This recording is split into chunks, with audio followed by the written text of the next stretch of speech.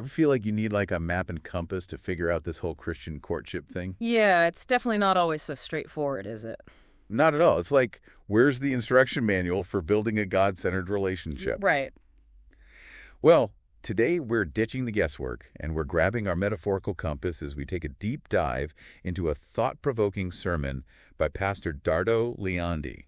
Have you heard of him? I have. His sermons are always so insightful. He really gets you thinking, doesn't he? He does. Yeah. And in this particular sermon, instead of just giving us a list of dating do's and don'ts, he kind of flips the script. Oh, how so? So imagine building a house starting from the roof and working your way down.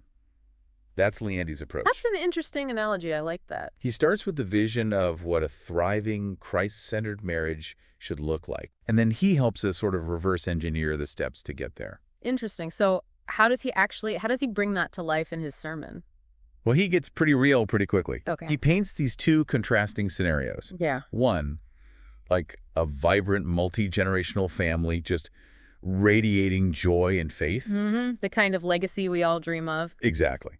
Then he contrasts that with this really powerful cautionary tale. Oh. This couple on the brink of excommunication because their marriage just completely unraveled. Wow.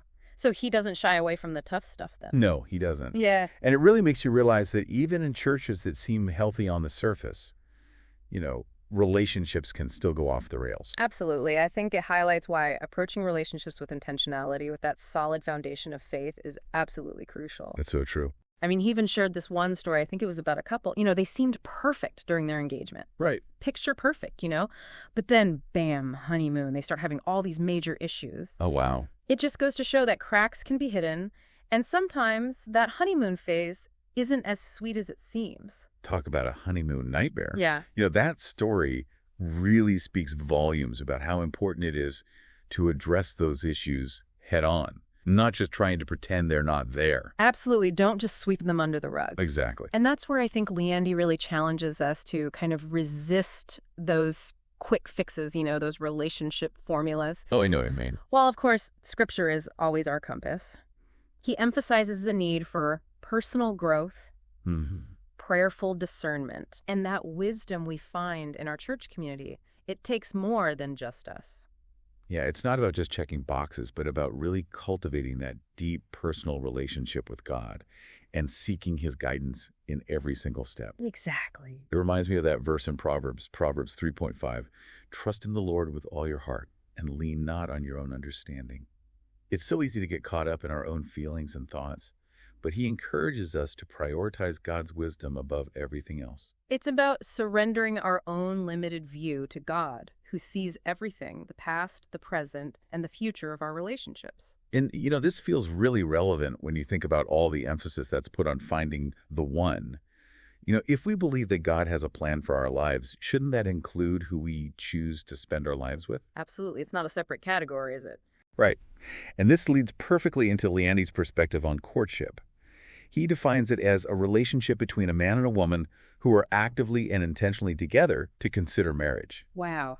He's not mincing words there. Not at all. He's drawing a very clear line in the sand between just casually dating and a season of, focused exploration with these huge lifelong implications. Right. It's about discerning God's will. It's not just for fun.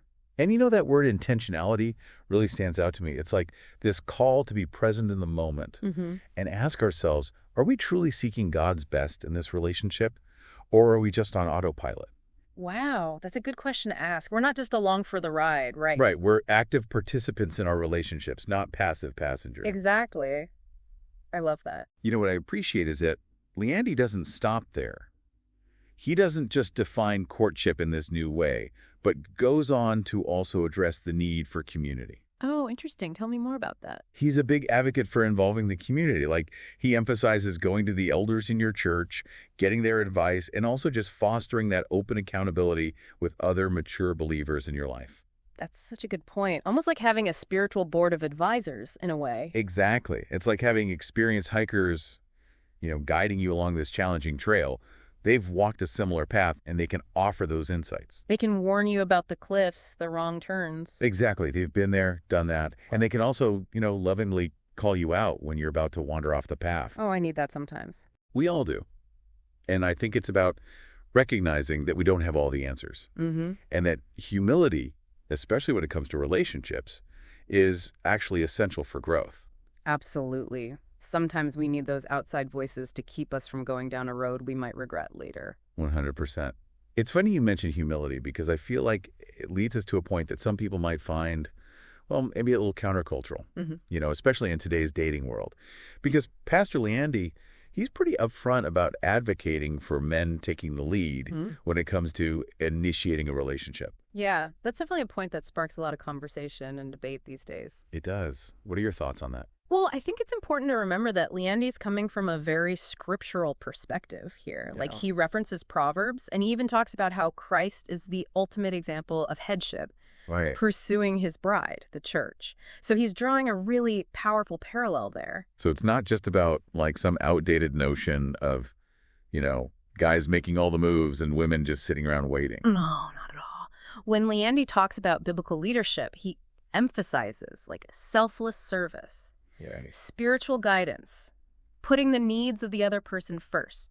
It's really about laying down your life for the other person, just like Christ did for us. So it's the opposite of what we often see in the world, right? Like it's not about dominance or control at all. Exactly. It's leading with love, just like Christ. I love that.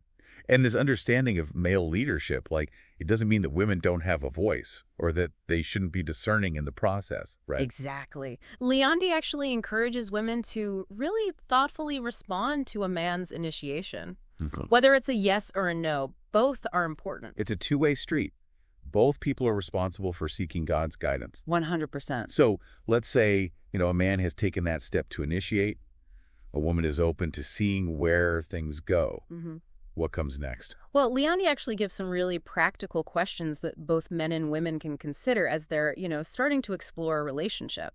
Oh, I like that. Almost like a biblical checklist, in a way. Exactly. It's about assessing character, looking at compatibility. Okay, I'm ready. Give me some of those questions. Okay. What does he suggest people ask? Well, for women, he asks some really insightful ones. Oh, yeah. Like, is this man respectable? Does his life actually line up with what it means to be a Christ-like leader? That's huge. It is. And could I see myself submitting to him? Does he prioritize spiritual growth? Those are big questions.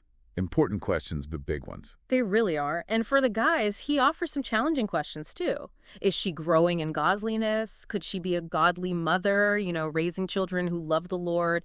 Does she encourage my leadership? He's really painting a picture there. It's not just about, checking off boxes, but about truly envisioning this person in your life long term. Exactly. It's about thinking about marriage, family, the whole picture.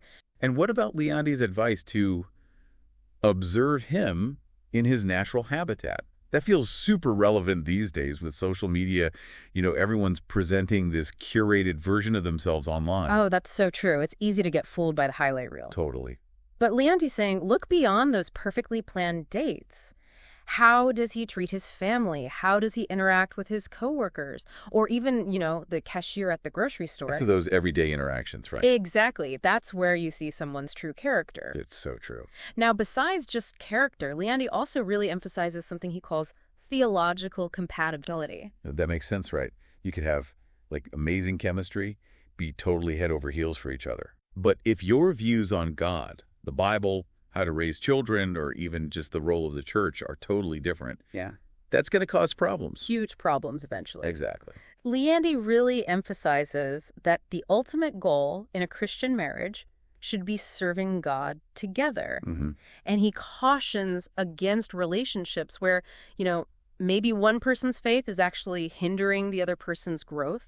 That's a really good point. It should be life-giving, not life-draining. Exactly. And this idea of alignment, it goes beyond just our faith, right? Like Leandi also talks about compatibility in terms of those big life goals. Yeah, definitely. Those dreams for the future. Like if one person is, dreaming of traveling the world and the other wants to settle down and have a big family, well, that's a conversation that needs to happen early on. For sure. It doesn't mean you have to have identical dreams, but they should at least be able to coexist. Right. You need to be able to support each other's dreams. Exactly. And find a way to pursue a shared vision for your future together. When we talk about those big conversations that need to happen, there's one that often gets, kind of avoided, especially in the church. Oh, I know exactly what you mean. And that's the whole topic of physical intimacy. It can feel, I don't know, a little awkward to talk about sometimes. Yeah, definitely a bit of a taboo subject, isn't it? It is, but it's so important. And thankfully, Leandi doesn't shy away from it. Good. So what does he say? Well, he actually uses this really interesting illustration. He calls it relationship in reverse.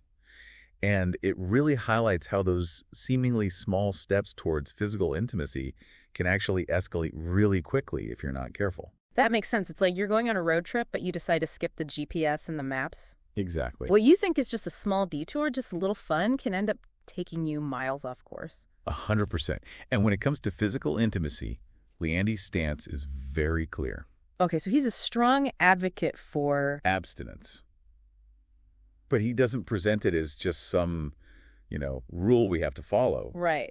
He really emphasizes that it's about honoring God with our bodies Okay. and protecting that sacredness of marriage. It's about recognizing that physical intimacy is a gift from God, Yes. meant to be shared within the covenant of marriage. Exactly. And, even though he's advocating for abstinence, he also encourages couples to, have open and honest conversations about sex. Okay, which can be hard in any context, really, but especially within the church. It can, but it's so important. And he actually suggests, going to those older, wiser couples in your life, maybe mentors from your church or just people you trust, to get their guidance on navigating those sometimes tricky waters. That's such good advice, because sometimes just having those conversations with people who have walked that road before you can provide so much clarity and accountability. Absolutely. As we wrap up our deep dive into Pastor Leandi's sermon, I just keep coming back to that word, intentionality. Yeah, that's a huge theme throughout everything we talked about, isn't it? It is. He really challenged us